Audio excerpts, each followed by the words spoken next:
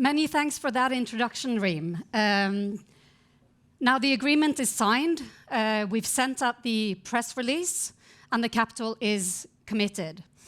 But deciding whether or not to invest is one decision, but owning a company is hundreds of different small and big decisions, often made under pressure, often made with imperfect information, and with real consequences for people on the ground. So as Reem said, we'll be going back to Agrio in Nyandara. It's a fictional company, it's a fictional country, but the situations and the dilemmas that we're facing are very real. So both we and you will be diving into some of those dilemmas.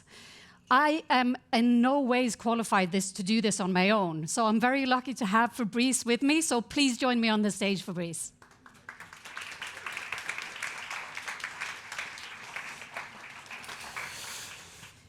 So Fabrice, dilemmas, they happen once in a while or they happen every day? What's your life like in West Africa? They happen most of the time, I would say. I mean, for us, this is not theoretical as well. I mean, it's very much business as usual for us. And then we take that in every time we face these situations. So never a boring day at the office, huh? Indeed. And for those of you who were here last year, you might remember we navigated some double bookkeeping. We had some people who were wearing flip-flops instead of safety shoes. We had some issues with profitability of the company, and we had flooding risk to the sunflower farmers. And of course, Fabrice, we had the stale, pale, and male management team. So not like the two of us, right? Not we represent a bit more diversity. Indeed. So you guys are now the decision makers. You'll vote on each of the dilemmas that we present, and then we'll show you where Norfund lands, where Fabrice lands. And sometimes you'll agree, and sometimes you might violently disagree. And that's the reality, because it's rarely straightforward. So our first dilemma, the country on the brink. This happens immediately after signing. Tensions rise in Nyandara. There are restrictions of movement, there are military checkpoints, and long delays at the borders. Trucks are stopped with products, and workers are reluctant to travel. But Agrio continues its production of essential food products, so edible oils. We've signed the deal, but we haven't actually transferred the money yet. And a delay in funding from us could actually disrupt production and both harm the farmers and the customers. So the question is then, what does responsible ownership look like right now? So here are your options. Do we pause the planned disbursements, waiting to see if the situation in Nyandara stabilizes? Do we stay fully committed to avoid a disruption of this essential food production? Or do we raise it at the Norfund board level? We have our board chair here in front. Should we exclude Nyandara from investments until these tensions ease? So take out your phones and cast your votes. And let us see where you land on this one. And just say, I mean, this is a pretty real situation, Fabrice. We've faced this in countries like Ethiopia, Myanmar, and many other places. Absolutely, and if you look at what's happening in West Africa, Mali, for example, we have some investment over there. Yeah. Very much topical for us. Absolutely. So renewable energy investment in Mali. Indeed. Where we have seen some of these issues. So we're seeing some answers coming in. It seems that the majority wants us to stay fully committed. Some are saying to pause the planned disbursements. And then we have some also that are looking to the board for an answer on what to do. So Fabrice, where do we land on this one? I think this is very interesting. I think I mentioned Mali earlier because it is quite topical for us. I mean, in fact, for most of Africa, because Mali has this specific geography whereby they're connected to West Africa, but also to a Sahelian region as well. In our case, we take note of context. You know, that's our job as investors. You know, we very much like to go quickly, but at the same time, in this case, I think we'll lean towards A, which is pausing the investment for now, and taking a little bit more information, doing a bit more information gathering around the context and what we should do. But what we should not do, definitely, is to put neither Norfund or the company in a difficult position. So the situation has changed, so we can't just blindly keep moving. We need to take stock of the situation. Oh yeah, absolutely. And I think we'll have a management team that will remind us of that. So. Some people chose C, to let the Norfund board decide on whether we should stay or go on this one. Why is that not the right way to go, do you think?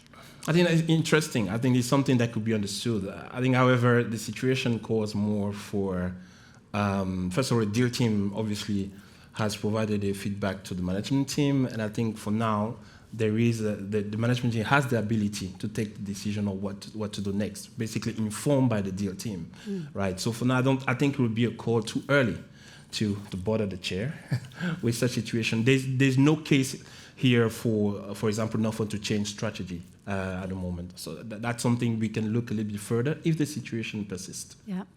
So it's not a full stop, but basically, even after signing, you may actually slow down for reasons of being a responsible investor.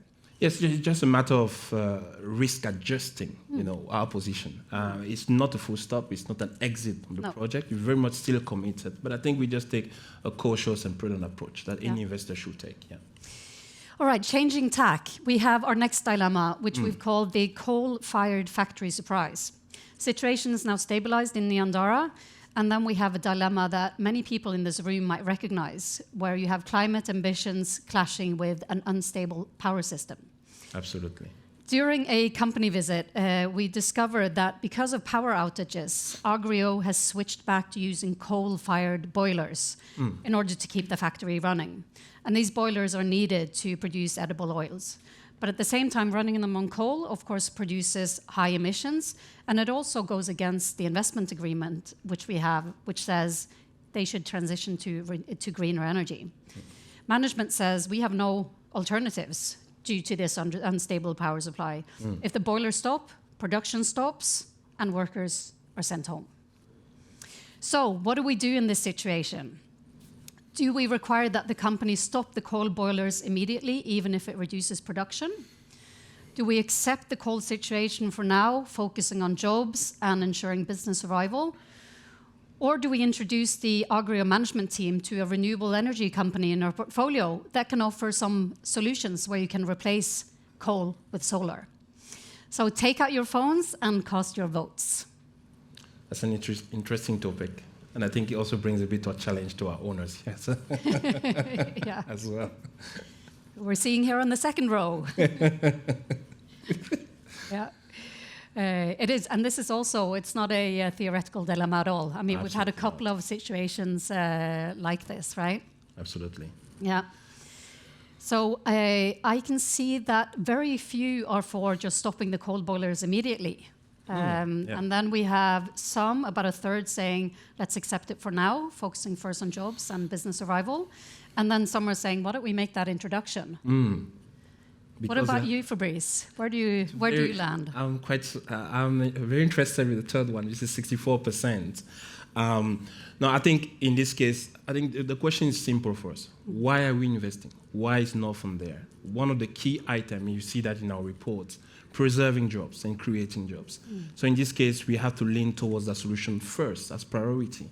And that one, of course, in this case will be B, accepting the core solution for now, and obviously focus on the job preservation, and obviously in the interim thinking about an alternative to the energy crisis that they're going through. First, we need to make sure that the business survives. Unless it doesn't survive, there are no jobs either, right? And the question is simple. Would you like to go to Telef, the chair, and soon to be Eric, to say that we are closing down 1,000 people, or would you like to keep the business going? I mean, this is practical things, really. But at the same time, 2/3 chose C, right? So maybe you don't have to choose between the green stuff and the business survival.